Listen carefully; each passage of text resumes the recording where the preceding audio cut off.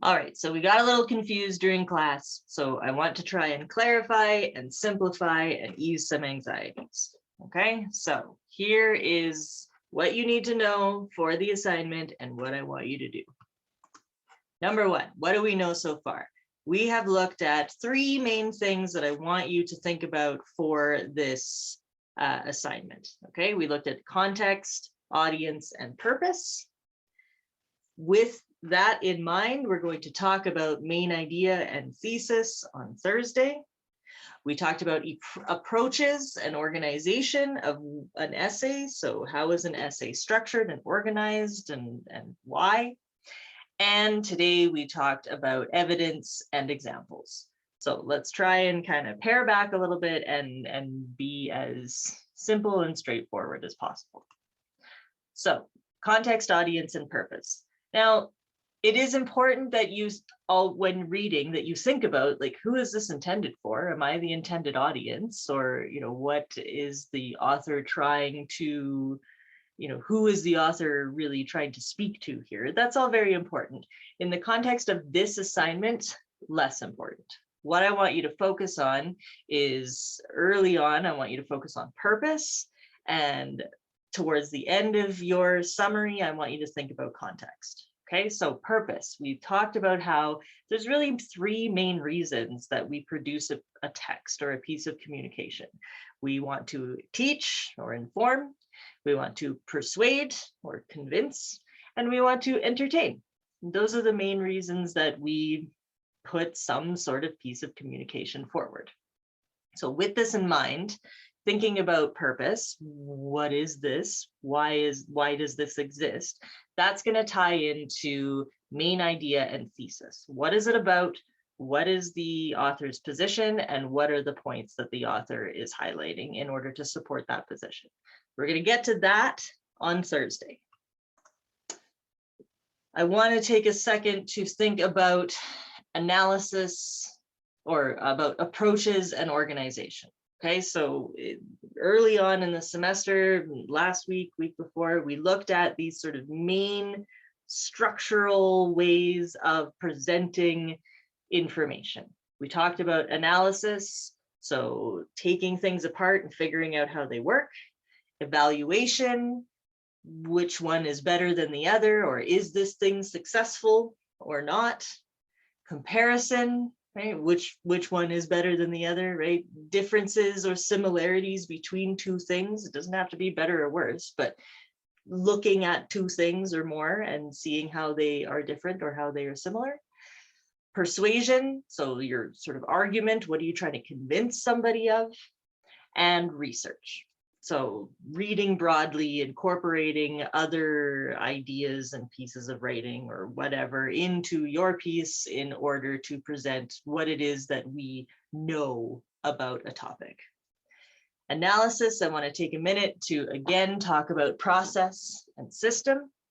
So process, right, the steps that are taken to achieve something, the instructions that one has to follow to produce something, the actions that were taken consecutively in order to end up somewhere. That's process. System, the parts of something that make it work. So when we were talking about, the fidget spinner and all of the different parts of it in order to make it work, really, that was a system analysis, right? So any kind of thing, if we're looking at the justice system, we're looking at all of the different people that are involved and who gets to make what choices and what procedures they might need to follow or policies that are in place in order for all of those things to work together in order to achieve justice. We might also be looking at something like the system of registration, right, for a university, right? You've got the online loop registration system, right, where you have to fill out a form and that goes somewhere and somebody on the back end is reading it, and then it's making these things available to you to choose from a list in order to create a timetable. All of that are all of these individual components that are working together to have a final student timetable and enrollment, right? That's a system. So hopefully by now you're starting to kind of understand the difference between the process analysis and the system analysis.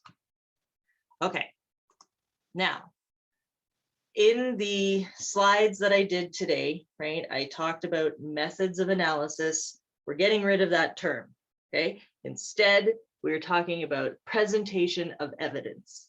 So I invite you to go back to the slides from today. I've uploaded a new version of them on Blackboard where I've just changed language slightly in order to hopefully help you sort of keep these things separate. So for now, when we think about analysis, we're thinking about that structure of an approach or an organization for your essay. Okay. Now, one thing, I'm glad I came back to this slide because it's important that I let you know that it can be a combination of more than one. Right? You can analyze different parts of something in order to have a final evaluation. You can compare two things in order to persuade somebody that one thing is better than another. So we've got comparison, evaluation, and persuasion all together. You can have more than one of these things. You do not have to choose one or only identify one. All right. So rather than methods of analysis, which is what I said before, now we are calling them presentation of evidence.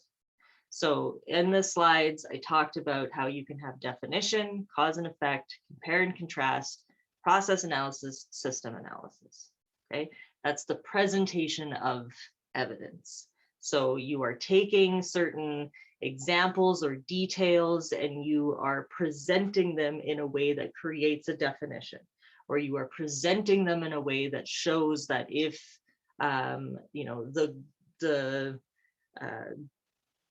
if the guy, the hockey player, brought a girl home or to the hotel, then the coach would let them, you know, start on the next game, whatever, that kind of cause and effect. Compare and contrast, you could have two different figures, facts or figures that you're comparing. Okay, so we've got the how is the evidence packaged, is this kind of stuff. And then the examples that you use in order to create this evidence are things like facts and figures, quotes, narration, description, some definitions, some analogies, things like that.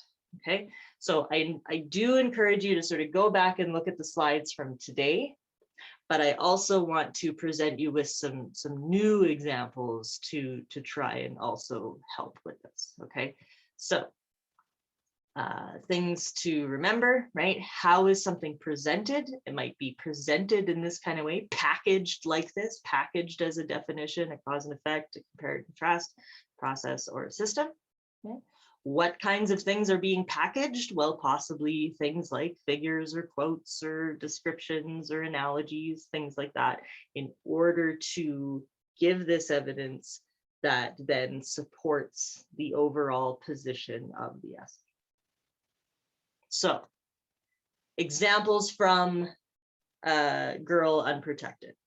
Okay, facts and figures. So we've got measurable, recordable, countable things, right? 2 years ago is a time that we can measure.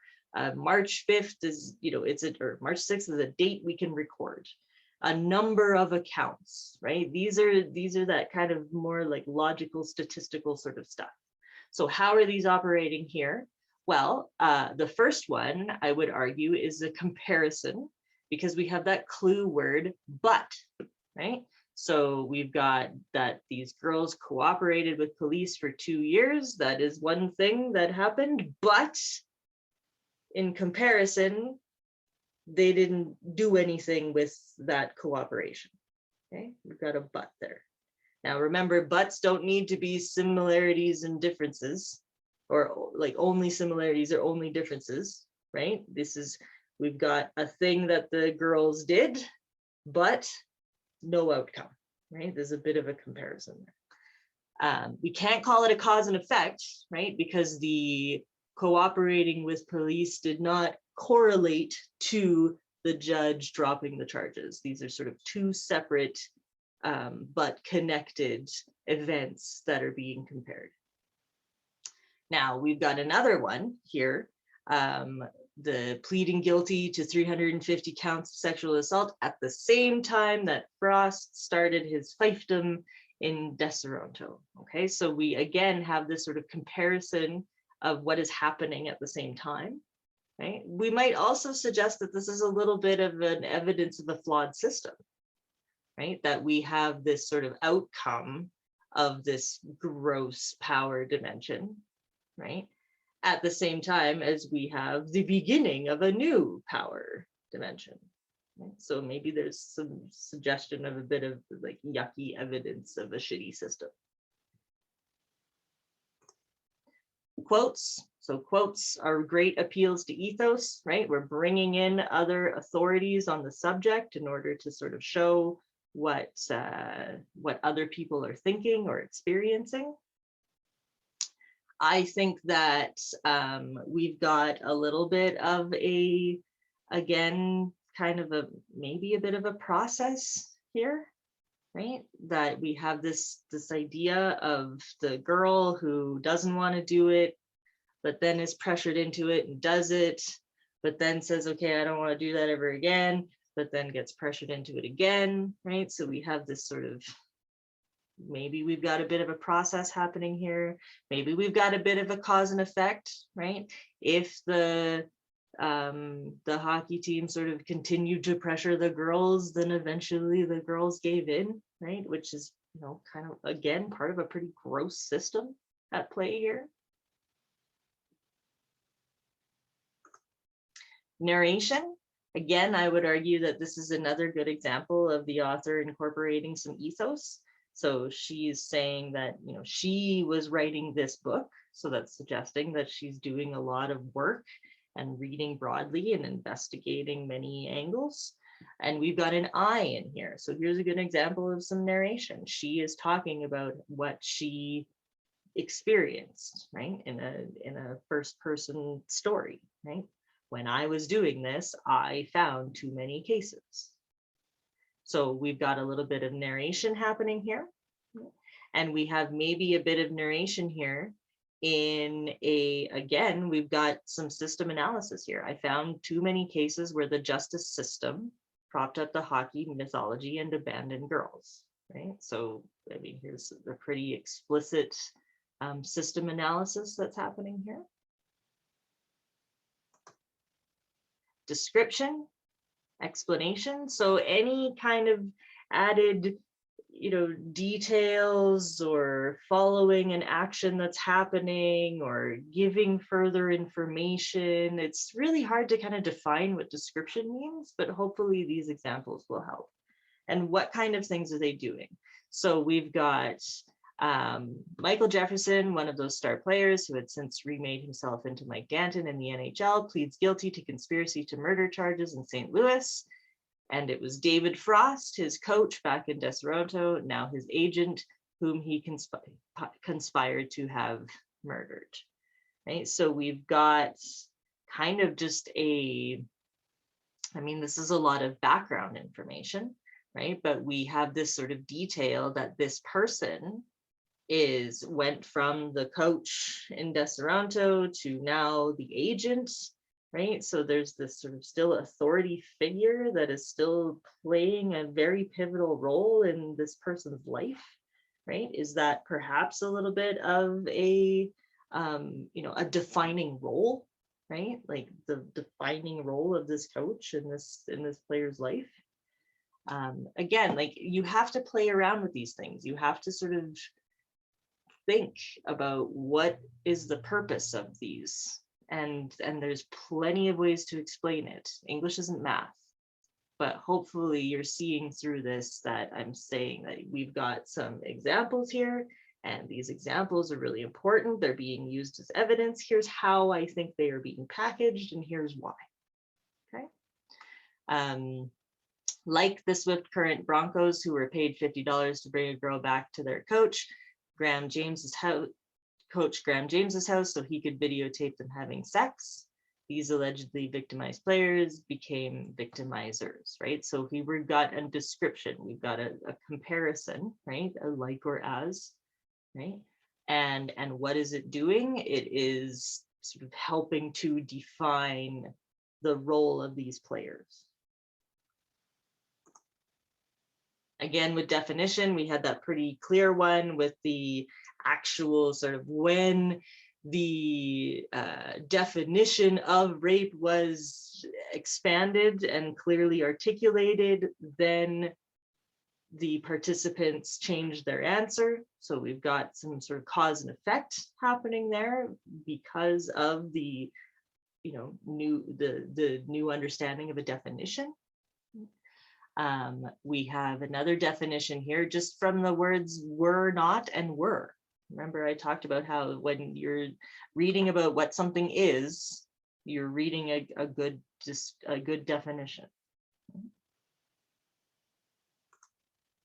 And then analogies, right? This is an interesting piece of evidence because I wouldn't necessarily say that it is operating in that kind of definition or cause and effect sort of way, but this analogy is absolutely appealing to pathos, right? Because we've got this hypothetical daughter, girl next door, running through the entire article, right? So that's a very clear choice, and it is sort of getting us emotionally involved, making us emotionally connected. So hopefully all of this helps a little bit. Again, on Thursday, we will continue to work on this stuff and talk about main idea and thesis, but then I invite you to really use the rest of the class as a sort of a working time where we can all really kind of bounce ideas off of each other and see clarification and work together. Okay, so thanks very much. I hope this helps, and we'll see you on Thursday. Assignment. Read that. I've sought to clarify it a little bit better as well to hopefully make it a little bit easier to understand what it is that you're doing. Okay, now end. Bye.